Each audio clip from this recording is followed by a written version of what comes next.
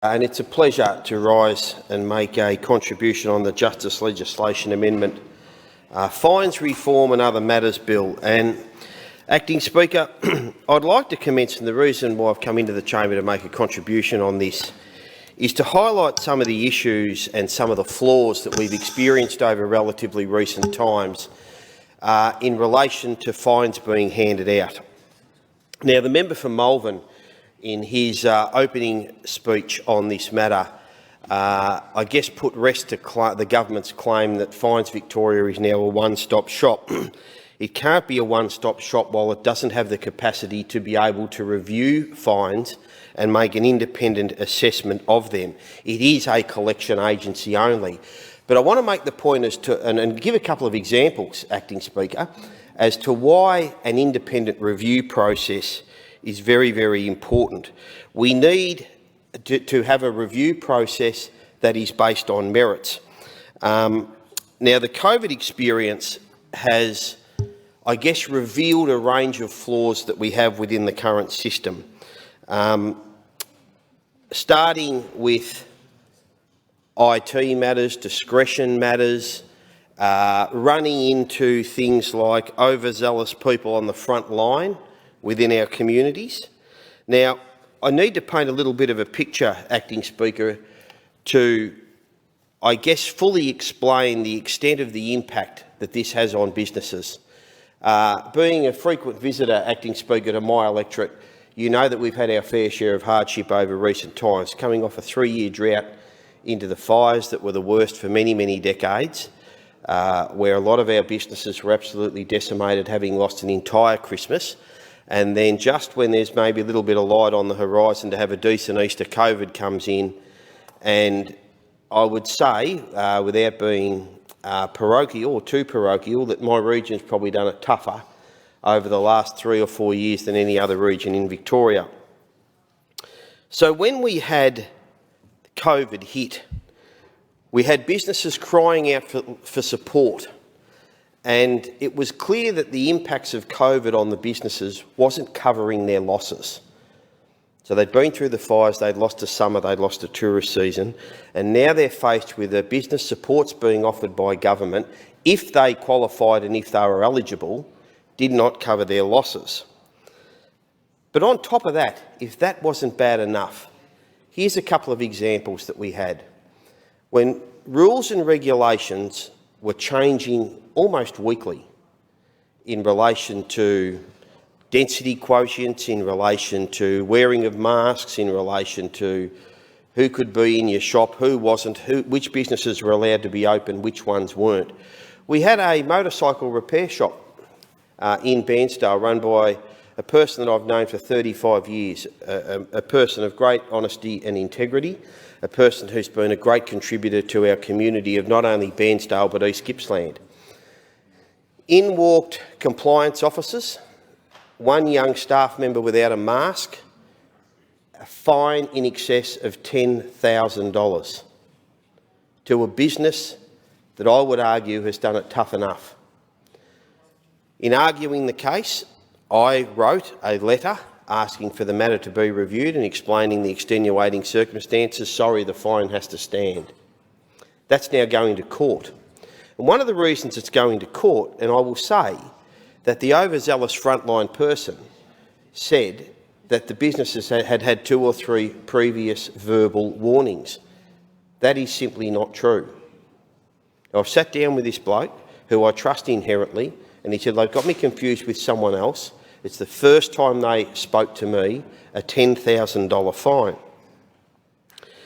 We also had a nail and beauty salon, and I've been dealing with this issue today, here, because today is the day that they are to pay their $13,000 fine for apparently not having their vaccination records of their staff in order. Now, the owner-operators of this nail and beauty salon are English is not their first language. They have extreme difficulties in communicating. They have those vaccination records on their property, but there was confusion over what was actually being asked for. Now, as I speak now, I'm assuming my electorate officer is sitting in that business because they sent off an email asking for an appeal, but the appeal apparently has to be done online, which wasn't explained to them, which they didn't understand, and my electorate officer will be sitting with them right now, Acting Speaker, trying to get in by close of business today an appeal. But I go back to the point, in a period where businesses needed guidance, businesses needed support, businesses needed clarity, we've got overzealous frontline workers fining them, and then we don't have a merits-based review process available. Now, the Ombudsman's report, which has been referred to by speakers before me, pointed out in 2019, Acting Speaker, the issues in this report are not solely caused by IT failures. Some stem from poor communication, inflexible exercise of discretion, or poor handling of complaints. While these are sadly perennial themes in many agencies, if the system is failing, it is even more important to get the human element right. 2019, and then we've had this experience in East Gippsland in the last 6 months. Where's the human element? Did they not read this report to say that they have to improve their frontline responses, the human element response to businesses that have done it hard enough? And then you've got to go through this drawn-out, convoluted, complicated system to be able to appeal these stupid, ridiculous fines on hard-working, genuine, legitimate business people trying to do the right thing who get caught out by the poorly communicated criteria changes of this government over the COVID campaign. Those frontline officers should have been educating those businesses and working with those businesses, not fining them when they're on their knees in excess of $10,000. It is not on. Now, I heard the earlier contribution from the member for Morty Alec, who's in the chamber at the moment, and he said that in questioning some of these ridiculous fines that are handed out to these businesses, he inferred that there was undermining of the CHO. That is just a ridiculous comment from the member. It is just not true. What we are questioning and what we are querying is the lack of human discretion and compassion to these businesses who do not know what they are meant to be doing in this changing landscape. They deserve to be treated far better than that. The Ombudsman's report goes on to mention, people lost their licences through mistakes. They lost their licences through mistakes. But the one thing that Fines Vic could have got out of this report and implemented straight away, was the poor handling of complaints, the inflexible exercise of discretion, and the lack of a human element being considered.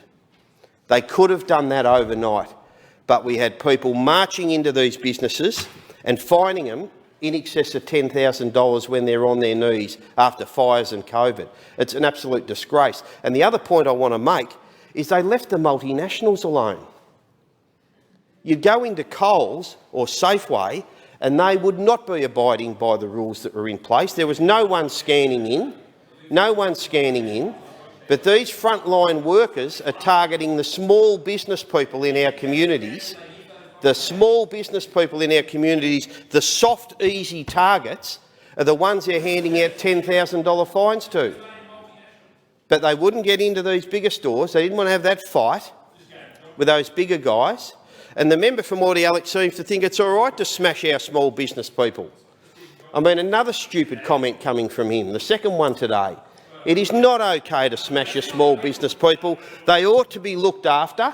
They ought to have been given more respect when this was going on, and it is the one thing that could have been done and overseen by this government was to apply a little bit of discretion and look after these people that have done it so tough.